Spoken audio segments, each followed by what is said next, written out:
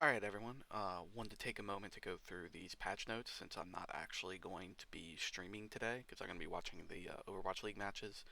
So, doing a little separate video where I cover the patch notes to have these up. This patch should be up um, a little bit after I post up this video. They're usually up by then, so we'll see how it goes. Anyway, not a lot to talk about this patch, but there are a good number of things worth noting. System changes, the Tome of Traits. So the Tome of Traits, in my opinion, and apparently in Riot's opinion, comes up way too much. It's a very, very, very powerful item. It's probably, it usually, I'm not going to say probably, usually is more powerful than just finding a spatula, which is already supposed to be pretty powerful impact on the game.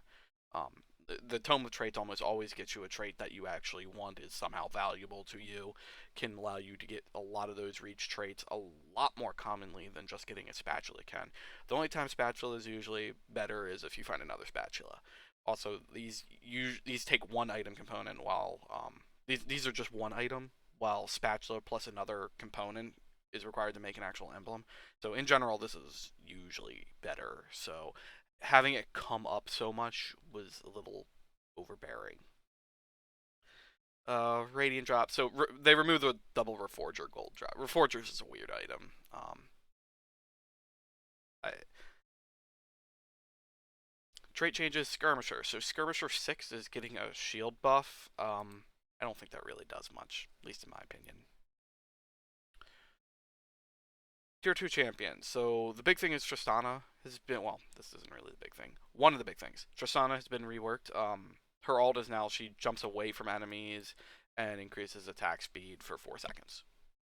In return, they're nerfing her range, which is relevant because that means when she jumps into a corner, she's probably going to pretty often have to actually walk to a target, which makes her way more vulnerable than jumping all the way across the board every time. Uh, damage, little up. I don't think that means too much. Starting mana gets increased. So yeah, the main thing is there's a range nerf here now. Um, that makes her way more vulnerable, at least in my opinion. Thresh. So Thresh is finally getting the mana nerf that he desperately needed, like this entire set. So he's going from having 80 mana to 120 mana while keeping the 40 mana difference on his first cast. Thresh has been the most frustrating champion for me this entire set. He almost always grabs something that you don't want him to grab.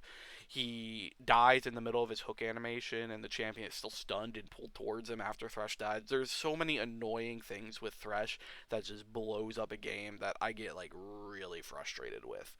Um, it's not that I dislike Thresh. I just think that he does so much for any board that you put him on.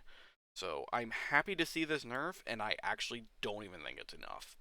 Um, I am happy. I am relatively happy with the previous patch that he got nerfed. That they nerfed his damage because he was one-shotting things, and that was annoying. Um, Ashe is getting a damage buff. My understanding is the reasoning behind this is to kind of make Draconic a little more playable. I had a game where I played really well with Draconic, made a transition into Rangers that I thought was contested and figured I was going to go 8th. I ended up getting 5th. The lobby was like ridiculous, so getting 5th in that lobby actually felt pretty good. Uh, I kind of agree with this. Ashe can hold a lot of good items in a Ranger comp. She can also hold a lot of good items to transition to Heimerdinger. So giving her this little buff allows you to play Draconic without fear of just going straight into Radiant and hoping to turn the game around from there. Draconic is much easier to play when you can either get a win streak or just like play 50-50 the whole time. Tier 4 champions, Draven. So the Draven, pretty significant rework here. His passive ability now straight up ignores armor, and but to compensate for that, he's getting a damage nerf. It's an interesting way to look at him. It will allow him to just plow through the um, the front lines a lot more easily. But like I said, to compensate for that, all of his abilities are getting nerfed. I think in the end where this lands, one thing to say is that Draven actually has been getting a little more play lately.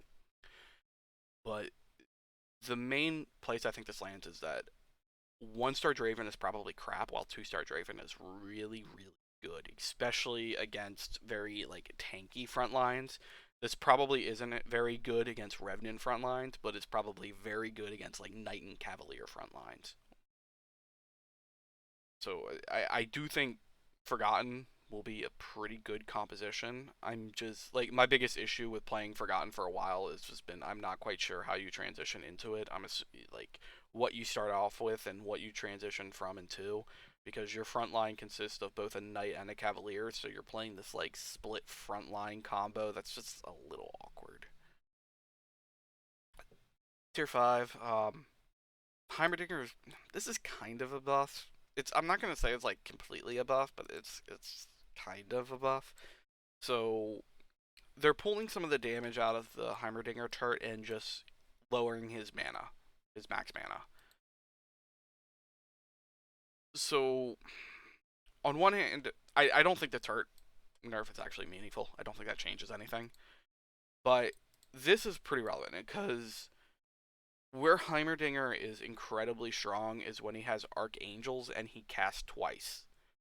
So you have Archangels, you get that first cast, which does a good bit of damage on the board, probably takes out some of the utility champions, and then you get that second cast with Archangels that completely wipes the board.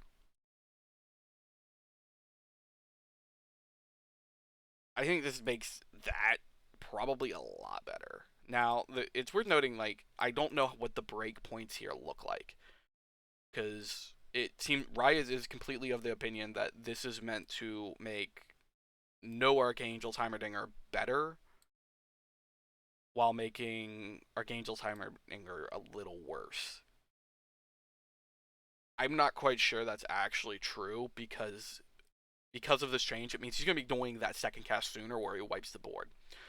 But like I said, I'm not quite sure where the damage breakpoints work out here with Archangels, because it's possible he's just actually doing a lot of damage to the board and not actually like killing off any champions.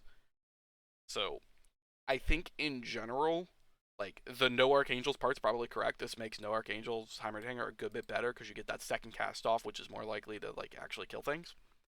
But the Archangels nerf, I think this still actually just wipes an entire board. Item changes. So Radiant Spear is getting a Radiant boost for 20 ability power. Radiant Spear is pretty crappy. Kind of horrible. Doesn't do anything. You'd rather just have Spear and use your Radiant item on something else. Uh, this 20 ability power is actually pretty nice. If you're struggling to get AP on the board, like you can't find rods, but you have like a bunch of tiers, or you have like maybe a crit gauntlet already, but you like just don't have the ability power you need. This is actually a pretty fine item, especially on like well, maybe not so much on frontline champions, but I mean I'd throw this on Heimerdinger all day. Um, it's yeah, just put it on Heimerdinger all day. ZZ Rot. Okay, so this is a change to both ZZ Rot and Radiant ZZ Rot. So ZZ Rot's kind of had an interesting history in TFT. So the bait, probably the favorite time of ZZ Rot was when it was completely destroying any sort of logic on movement physically possible, because it basically worked how a taunt worked in League would work. If you were taunted, this was all you were attacking. So if you were taunted, and this was all you could attack, but you had to walk like all the way around the opposing front line to get to this champion that you were taunted to. So it did just bizarre crap to movement logic and AI. It just made a mess of boards. That was fun for me. It was probably the great advantage of ZZ Rot was to completely invalidate how front lines worked with a ZZ Rot, and then doing the same thing to like assassins. Um, but they pulled that out because it didn't make sense. Like you watch it and you're like, what is this idiot doing? So they've changed how the taunt effect works. so that now if they can up the range of it, and if you are in range of it, you attack it. If you're in attack range of it, but if you're not in attack range of it, it's like okay, I'm just going to attack this other thing now. Now, where exactly this comes in and what exactly this looks like, the big thing is it taunts assassins. So if you have this in the back line, an assassin jumps back there, that assassin's going to get taunted to this easy rot. That's actually kind of a big deal. Um, it allows you to backline against assassins if you have a taunt that can just cover the area. So I'm actually like really happy about this part.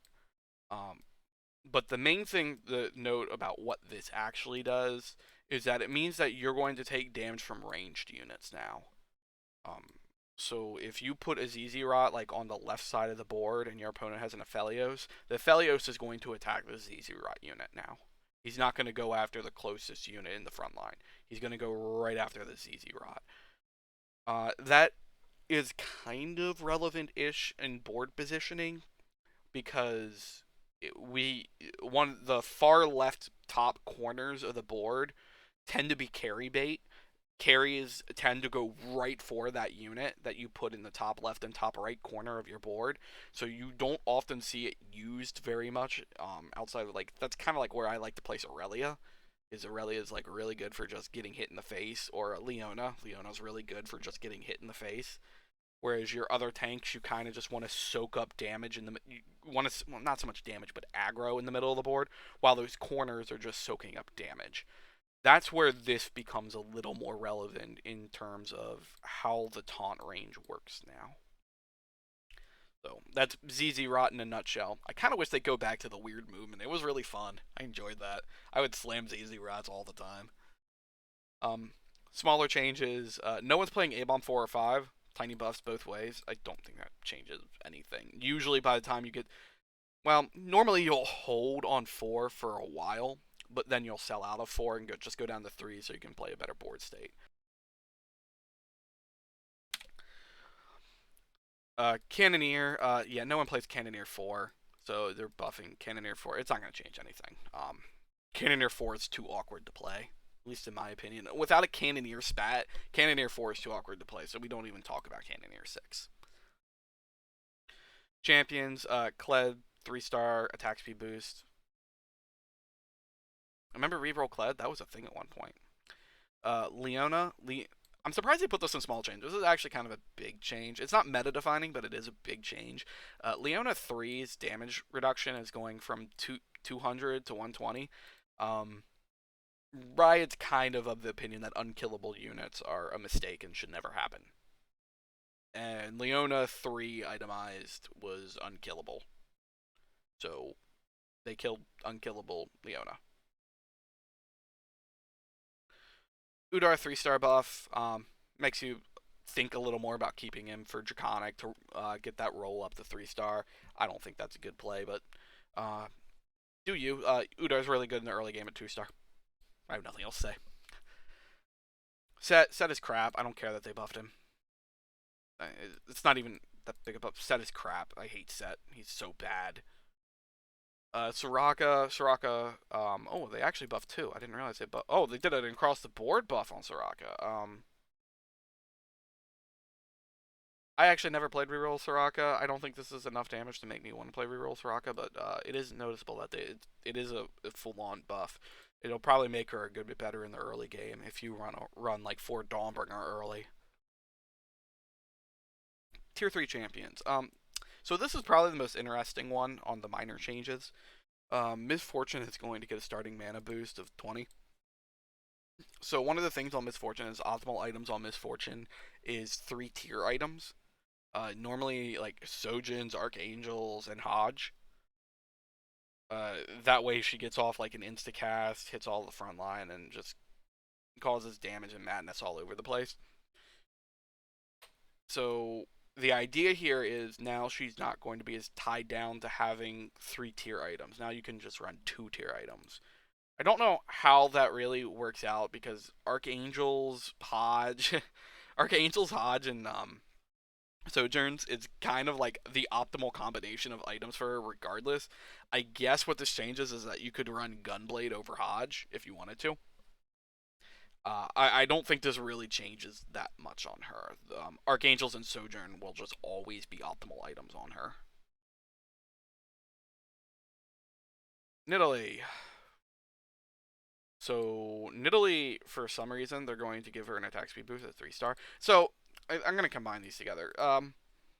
Nidalee and Riven are like really, really good 2-star champions to carry you through the mid game, and it's pretty common that if you can't find a comp, you just kind of re-roll down to 3-star both of them and see how far that can take you. It's usually not very far, but it can take you kind of far.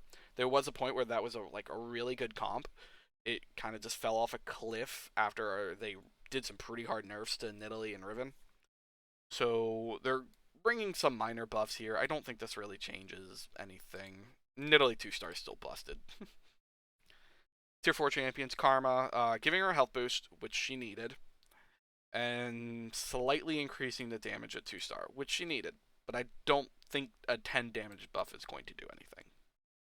Karma's a weird spot. Like they can't like just give her 50 more damage here because she'll just blow up entire boards. But if they give up like 5 to 10, it's like we're not going to notice any difference. So it's just an awkward spot where they just kind of have to keep tweaking her until she's playable again. But it is incredibly important for Karma to be like playable in the game because there's no AP carries at 4 cost. And I think Riot kind of realizes that's probably a problem.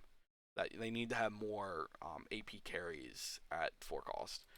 It's not that the 4 cost can't run AP items. Aphelios actually runs AP items like fairly well, in my opinion. But there's just nothing here. Meanwhile, Garen getting victorious buffs from 50 to 60. This is actually a pretty big buff. Like a lot of people don't focus on how ridiculous this victorious trait is. This is actually a pretty good buff, in my opinion. Mobile changes. They updated the tutorial. There's now just one standing tutorial. It won't change every set, so have fun with that. Tap particle. So now when you tap the board, little particle poofs. Poof.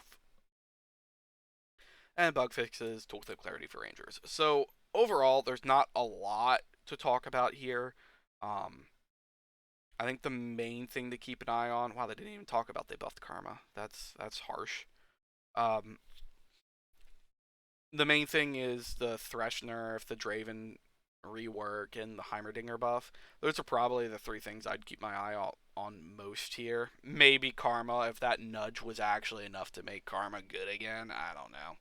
I just shrug anytime I see like a 5-8 damage buff to Karma, and I'm just like, I don't know. That's so small. Does that do anything?